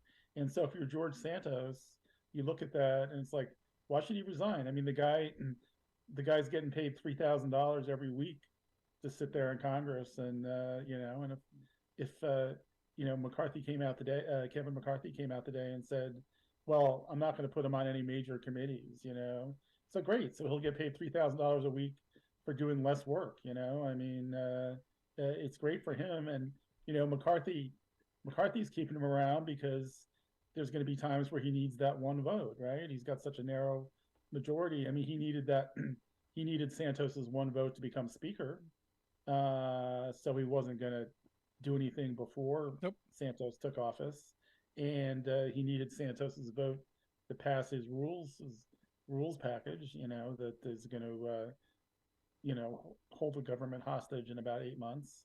And there's going to be other things that, with his 222 to 213 majority, he's going to need Santos's vote on other issues. And so they're going to keep him around at least until one of those prosecutors looking into him is finally going to get the goods and indict him. And until that happens, he's going to be a U.S. congressman. It's crazy. It is absolutely crazy. So you brought up, in a couple of months, the country's going to be held hostage. Do you think we finally shoot the hostage? I'm not sure what shooting the hostage is in this case. Defaulting on the debt. I mean, Yeah. we've been flirting with that for a while. There have been Republicans who have talked about defaulting on it. Mitch McConnell himself, talking about teachers' pensions, said screw it, let them all go bankrupt. There's this want on the right to let the whole financial system just collapse so that the working people of this country really get screwed. I believe there are some people, not a lot, I do believe there are some who really just want to touch that button. Like Trump wanted to nuke a hurricane or drop the big one. I think there are people who truly want to see just what happens when we default. Does the world go into a global economic crisis? Does the sun come up tomorrow? Well, sure. I mean, you had all those congressmen who wanted to see what happens when you don't vote for the speaker and keep voting, and I think that same kind of nihilism is going to be in play. I mean, it's funny. It's a shame that they just can't cut the $75 billion from the defense budget. I actually support that. So if they could just do that part of it and forget the other stuff, maybe we could get a deal. But that's not what they want to do. They want to gut every domestic program, every part of the safety net, to the point where Social Security, Medicare, these programs that we thought were untouchable are going to be touched, or that's their plan. And and people think that there's a moderate faction within the GOP that can save us, but there's not. Nope. I mean, look at yesterday. This vote for this committee to investigate the FBI and the weaponization of government. Right? Yeah, thank you. I was trying to think of the word. Thank you. The weaponization of government committee. I mean, one of the people. Well, every Republican voted for that, including Brian Fitzpatrick, the congressman from the Philadelphia suburbs, who, I mean, aside from the fact that he's supposed to be the most moderate Republican, in addition to that, the guy is a former FBI agent, and he's buying into this plan that says the FBI, where he worked all those years and established his reputation as thoroughly corrupt. I mean, I'm not. Maybe he knows. I mean, maybe I don't know. Yeah. Well, that's true. That's a good point. It's funny because I mean, I grew, like you. I mean, I was raised in the image of J. Edgar Hoover, and so I'm not a huge fan of the FBI or of the CIA or those agencies. I mean, I think two things. I mean, I think they're certainly better than they were in the 60s and 70s, but I still think there's problems in those agencies. The problem is the problems that exist in those agencies aren't the things that these committees are going to look at. Exactly.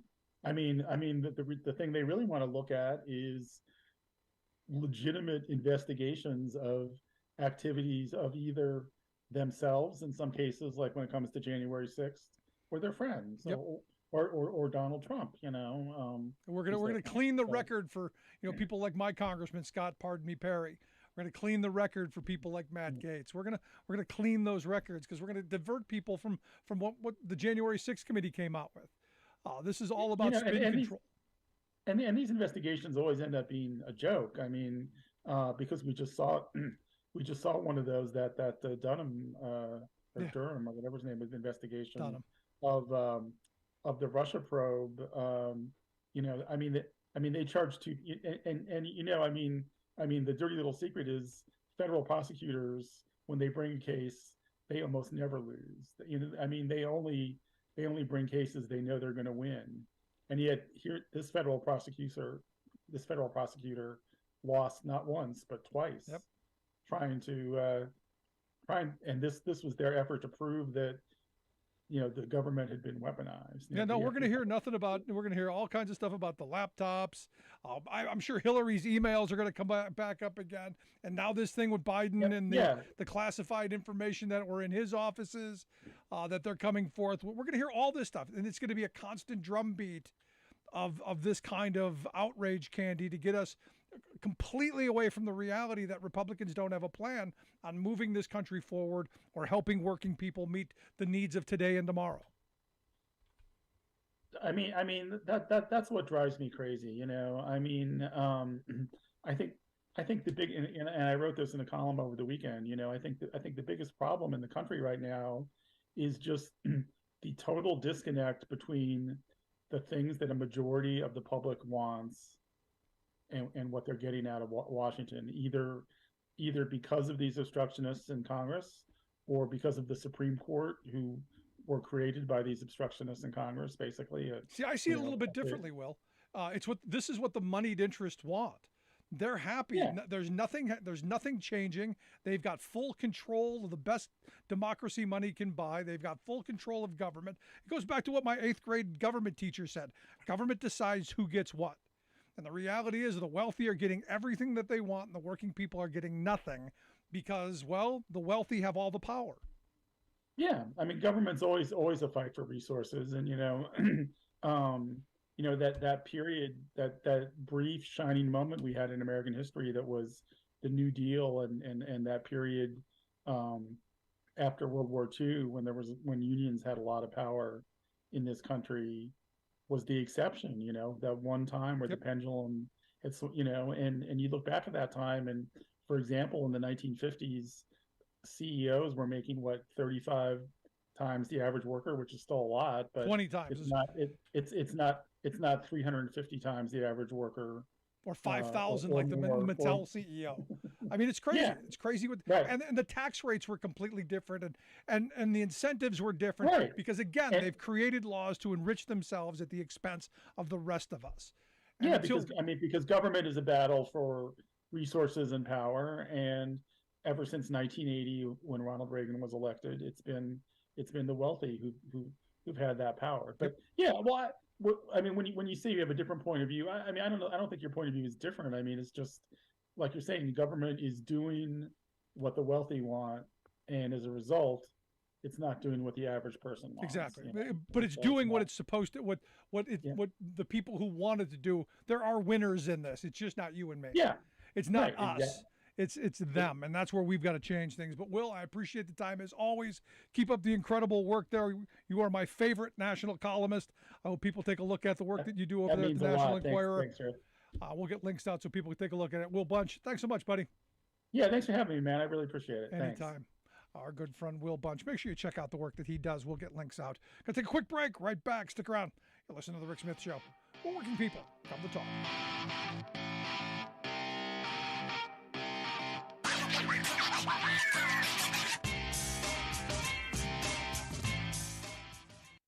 I'm Rick Smith, and this is Labor History in 2. Today in labor history, the year was 1912. This historic day marked the beginning of the Bread and Roses strike of textile workers in Lawrence, Massachusetts. The strike was led by the Industrial Workers of the World, the IWW. The state of Massachusetts passed a law reducing the work week for women and children from 56 hours to 54 hours. On this date, a group of Polish women at one textile mill opened their paychecks to find their wages had been cut by 32 cents. They promptly walked off the job in protest. Soon they were joined by many more workers. The strike swelled to over 20,000 strikers representing more than 50 different nationalities, shutting down most of the mills in Lawrence. The strike proved that it was possible to organize women workers and to organize across ethnic lines, two groups that many union leaders of the day thought too difficult to bring into unions. Despite police violence against them, the strikers stood strong. They won most of their demands, including a 15% pay raise. But why did the strike go down in history as the Bread and Roses strike?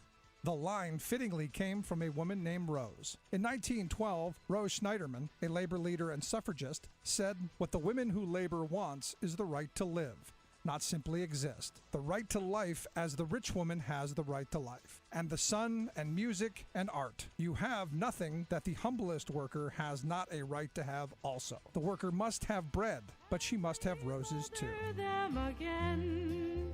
Our lives shall not be sweated from birth until life closes. Hearts starve as well as bodies. Give us bread, but give us roses. Labor History in 2 brought to you by the Illinois Labor History Society and The Rick Smith Show. For more information, go to laborhistoryin2.com, like us on Facebook, and follow us on the Twitters at Labor History in 2.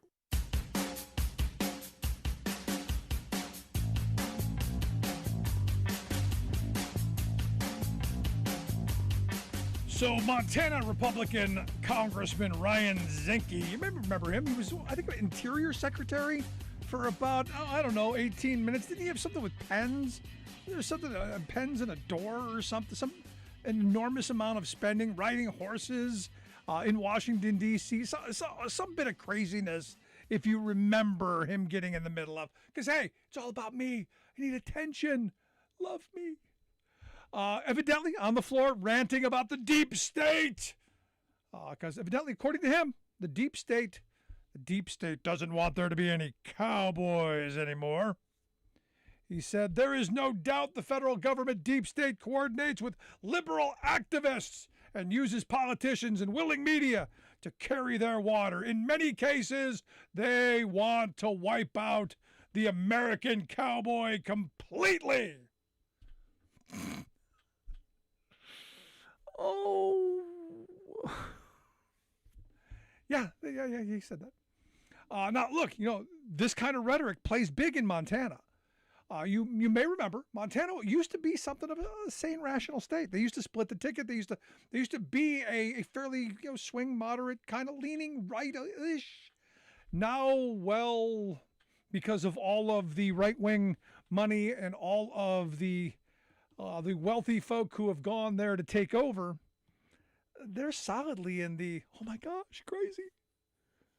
And a big part of it is, look, it's like what we found in Iowa. It's that whole Christian conservative extremist movement combined with outrage talk radio and a constant drumbeat of be afraid of those others. They're coming for your children. And now, of course, the gas stoves. This is what's done it. This is what's radicalized a good portion of America, and that's why we need to start fighting back on that. I want to hear your thoughts. Email me, rick@thericksmithshow.com. Miss any portion of the program, make sure you grab the podcast. Thanks so much for tuning in. See you back here next time. You've been listening to The Rick Smith Show. Email Rick at rick@thericksmithshow.com. Until next time, this has been The Rick Smith Show, where working people come to talk.